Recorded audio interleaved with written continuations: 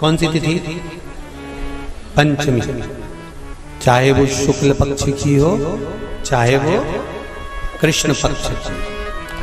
श्रावण महीने की पंचमी के दिन शंकर भगवान पर जिस जिस परिवार के व्यक्ति का कांवड़ जल हमने बताया है आपको, जरूरी नहीं है कि डंडा बांधकर 2 कावड़ के जल के लोटे लेकर जाओ, आप अपने हाथ में भी 2 पात्र लेकर जा सकते हैं।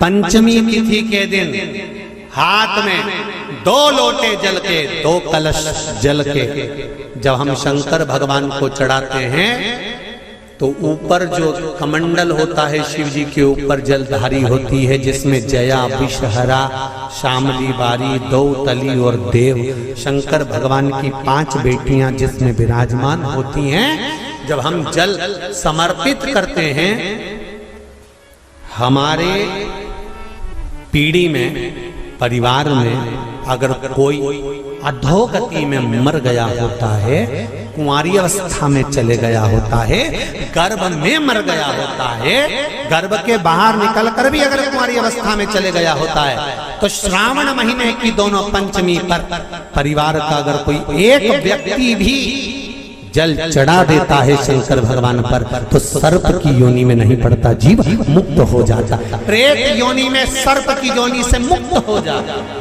महाराज, हमारे यहाँ सांपों की पूजन कौन से दिन होती है, कौन सी तिथि में करते हैं? जम के बोलो जरा। नाग पंचमी। नाग पंचमी का मतलब क्या है? सांपों की पूजन करो। नाग पंचमी का मतलब होता है शंकर जी के मंदिर में जाकर 1 लोटा जल समर्पित कर दो। उसका कारण क्या है कि हमारे परिवार में, हमारे कुटुंब में कोई 7 पीढ़ी के अंतर्गत भी अगर कोई जीव तड़प रहा होता है, पड़ा हुआ होता है, उसकी मुक्ति नहीं होती है, तो पंचमी का चढ़ा हुआ जल उस जीव को प्राप्त हो जाता है और वो जीव तर जाता है, उसका फिर जन्म नहीं होता, वो तर। इसको मुक्तता का ये मुक्ति, ये मोक्ष। चाहे नाग पंचमी हो, चाहे श्रावण महीने की शुक्ल पक्ष की, चाहे कृष्ण पक्ष की पंचमी हो, और समझ लो अच्छे से, श्रावण महीने की पंचमी के दिन देवाधिदेव महादेव पर चढ़ाई गई शमी पत्र आस्तिक मुनि का नाम लेकर, कौन से मुनि?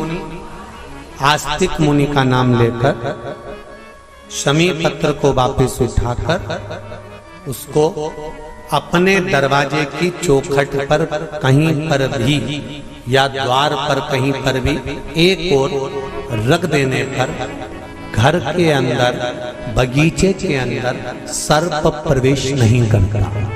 ध्यान रखिए,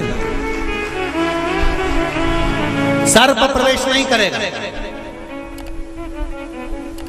शमी पत्र समर्पित करने पर, उस शमी पत्र को आस्तिक मुनि का स्मरण करने पर, कौन से मुनि है? आस्तिक मुनि का स्मरण करने पर भीतर घर के अंदर बगीचे में सर्प भी प्रवेश नहीं। उस शमी पत्र में जया, विषहरा, शामली बारी, दौतली और देव, ये 5 कन्याओं का भाव प्रकट हो जाता है और वो कन्याएं हमारे घर के द्वार की रक्षा करती हैं। तुम्हारे घर की बहन बेटी क्या करती है? तुम्हारे घर की बहन बेटियां क्या करती हैं? घर में बहन बेटी आती हैं तो बद्दुआ देकर नहीं जाती। घर में कन्याएं रहती हैं, बद्दुआ नहीं देती।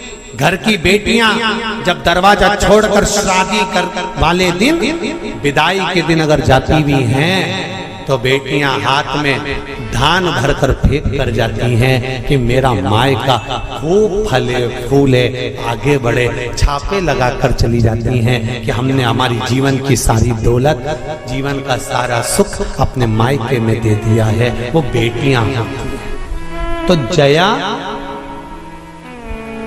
विषहरा, शामली बारी, दौतली, देव, ये उस घर में निवास करती हैं जिससे ये घर में हम रक्षा कर सकते हैं।